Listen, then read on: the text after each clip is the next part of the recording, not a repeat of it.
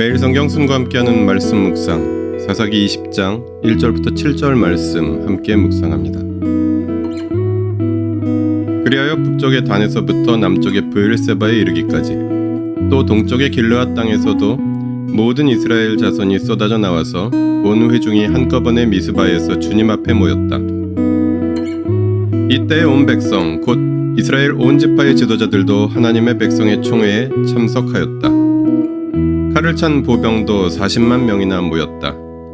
베냐민 자손은 모든 이스라엘 자손이 미스바로 올라왔다는 소식을 들었다. 그때 이스라엘 자손이 그 레위 사람에게 물었다. 이런 수치스러운 일이 어떻게 일어났는지 말하여 보시오. 그러자 죽은 여자의 남편인 그 레위 사람이 대답하였다. 나는 첩을 데리고 베냐민 사람의 땅에 있는 기브아로 간 적이 있습니다. 하룻밤을 묵을 셈이었습니다. 그날 밤에 기브아 사람들이 몰려와서 나를 해치려고 내가 묵고 있던 집을 둘러쌌습니다. 그들은 나를 죽이려 하였으나 나 대신에 내 첩을 폭행하여 그가 죽었습니다.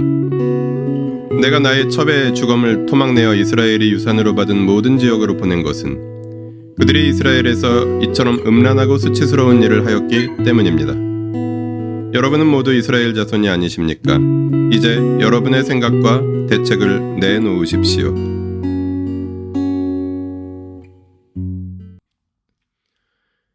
(1절부터) 3절에서는 베냐민 지파를 제외한 모든 지파가 미스바에 모였습니다. 4절부터 7절에서는 레위 사람이 자신의 잘못을 빼고 기브아 사람들을 고발하였습니다. 입에 담기도 끔찍한 인체의 조각들을 본 이스라엘은 미스바에 모였습니다. 1절은 모든 단에서 브엘세바, 동쪽으로는 길르앗, 모든 이스라엘 자손이 쏟아져 나와서 온 회중이 한꺼번에 주님 앞에 모였다고 동원 가능한 모든 수사법을 동원하여 많은 숫자와 높은 참여도를 강조합니다. 2절에서 또다시 모든 지파의 지도자들이 모인 것과 칼찬 보병 40만이 모였다고 부연 설명하므로 이 사건에 온 이스라엘의 관심이 집중된 것을 알 수 있습니다.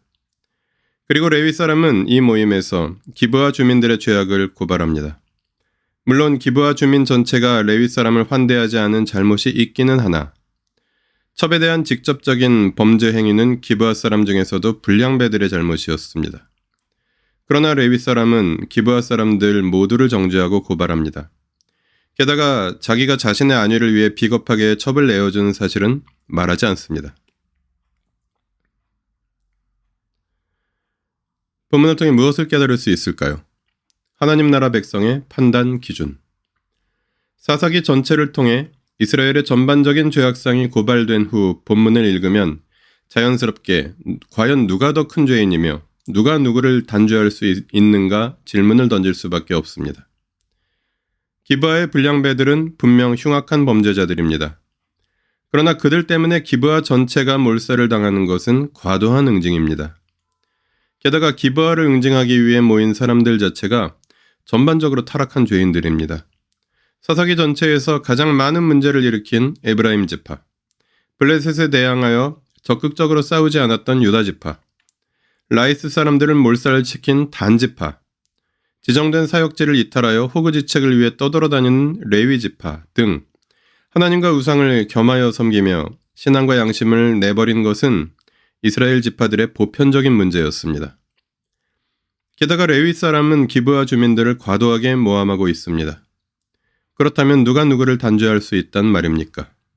더 나아가 지금까지 외세의 침략에도 다른 지파를 돕기 위해 전체가 하나가 된 적이 한 번도 없었던 사사기의 역사를 보면 이번 사건이 이렇게까지 이런 방식으로 해결해야 할 일인가 질문을 던질 수밖에 없습니다. 본문의 이스라엘 백성은 자기에게는 관대하며 타인에게는 가혹한 이중적인 태도를 보여줍니다. 하나님 나라의 백성의 모든 기준은 하나님의 말씀이며 그 기준은 자신과 다른 사람에게 적어도 똑같이 적용되어야 합니다. 본문을 어떻게 삶에 적용할까요? 위선과 무책임 사이에서 전두환 등 과거의 독재자들과 싸우는 그리스도인들에게 독재를 옹호하는 이들이 하는 말이 있습니다. 사람은 모두 다 죄인이다. 죄 없는 자가 먼저 돌을 던져라. 예수님과 바울을 교묘하게 왜곡하여 마치 그리스도인은 아무도 비판하지 않고 자기 성찰만 하고 있어야 하는 것처럼 말입니다. 이런 이데올로기를 퍼뜨리는 지도자들은 정작 교단 내에서 추악한 이권 다툼을 벌이며 서로를 물고 뜯는 이율배반적인 모습을 보이지만 대다수의 순진한 교인들은 그들의 논리에 포섭되어 독재를 옹호하거나 세상 일에 무관심한 개인주의적인 신앙인으로 살아갑니다. 이것은 세상을 다스리고 회복하시기 원하시는 하나님 나라 백성으로서 무책임한 삶이 됩니다. 물론 위선은 문제입니다. 그러나 위선과 무책임 사이에서 자신의 죄악을 통감하되 수많은 사람들에게 고통을 주는 죄악된 체제와 그 체제를 강화하거나 그 체제에 기생하여 부당한 정치경제적 이익을 취하는 자들로부터 약자를 지키는 것은 그리스도인의 마땅한 책무입니다. 이를 위해 자기 자신을 철저하게 돌아보고 분별하는 것은 너무도 중요합니다. 큰 죄를 지으면 처벌받지 않고 작은 죄를 지은 사람들만 처벌된다는 말이 있습니다.